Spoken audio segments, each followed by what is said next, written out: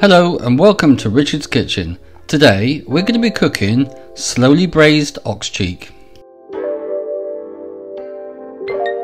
If you like this video, please subscribe to our channel, leave a comment, hit the like button and share.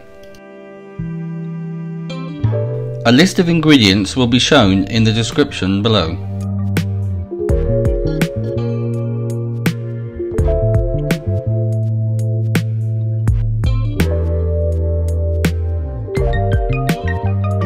So these are the beef cheeks, and if you speak to your butcher nicely, he will take all the fat off and fully trim them, just as mine has done here.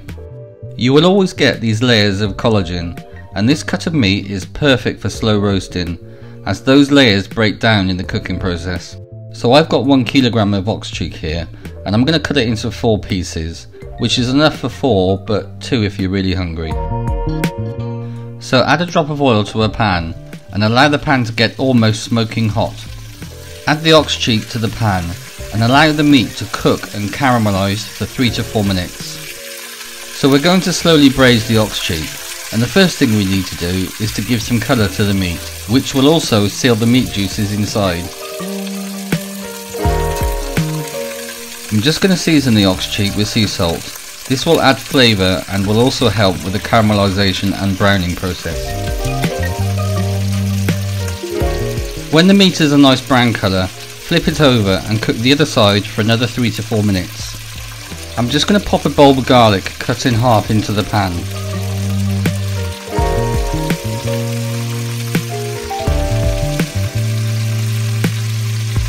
When the ox cheek is brown and coloured on both sides, remove it from the pan. So all of that colour on the meat and the residue left in the pan is flavour, so we need to maximise this the best we can.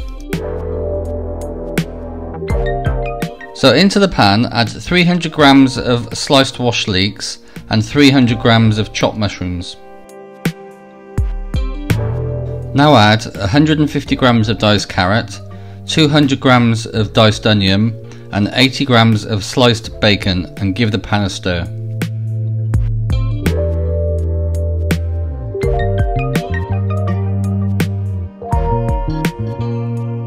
Cook the vegetables for about 4 to 5 minutes or until soft, and then we're going to add 200 milliliters of red wine and 135 milliliters of ruby port. Top the pan up with 500 milliliters of tap water. It's really important at this stage that we don't add any beef stock cubes, because we will be making this sauce by a way of reduction. I will explain this as we go along. Add some freshly picked thyme and put the beef cheeks back in the pan, submerging them in the liquid.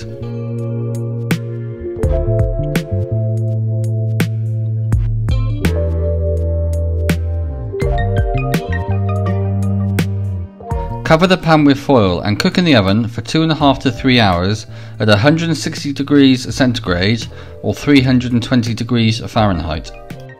I'm going to serve some garlic flavoured mash and roasted Chantenay carrots with this braised ox cheek. So here I've got 3 cloves of crushed garlic and 50 milliliters of double cream that I'm going to infuse.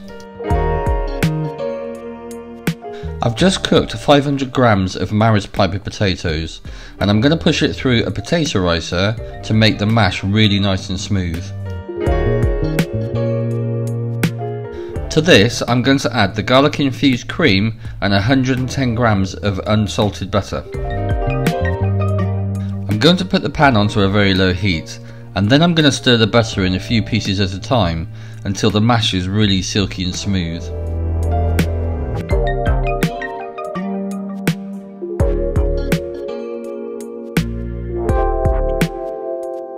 As always, I'm going to season with a little bit of sea salt to enhance the flavour. I managed to get hold of these mixed coloured Chantenay carrots that look quite nice. I then drizzled them with olive oil, some sea salt, pepper and freshly picked thyme. I then roasted them at 180 degrees centigrade or 350 degrees Fahrenheit for 10 to 12 minutes. Now that the ox cheek is cooked and really tender, we're going to remove it from the pan and strain off the cooking liquor.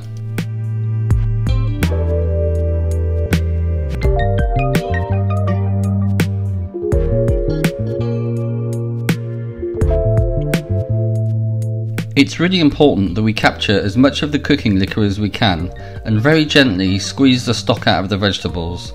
This is going to form the basis of our sauce.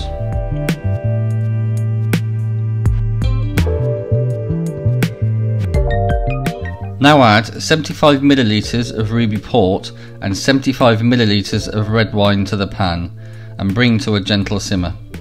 As the stock comes to a simmer, any unwanted fat or residue will collect at the side of the pan. Just use a spoon to lift this out. We're now going to reduce the stock by 2/3. That means we will have 1/3 of the quantity left in the pan. This should take between 10 and 15 minutes. Now we're going to add some sweetness to the sauce, so stir in approximately 30 grams of clear honey. Keep reducing until we have a beef cheek jus. Be careful not to over reduce as the jus will become bitter. This here is just about done, and you don't need a great deal of it because it's absolutely packed with flavour.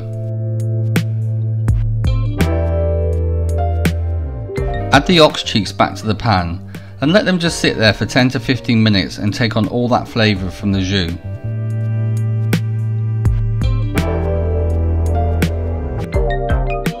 So these are just about ready now, and I'm going to serve mine with the garlic flavour mash that I made earlier, some roasted Chantenay carrots and a little bit of tender stem broccoli. The garlic flavoured mash is a great accompaniment to this dish, and I always use it to mop up any surplus jus.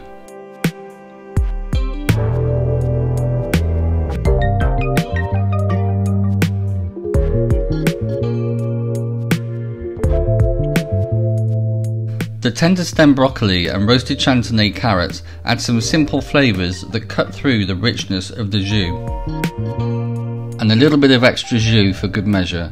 I am sure you will enjoy cooking this dish as much as I enjoyed eating it. It was delicious.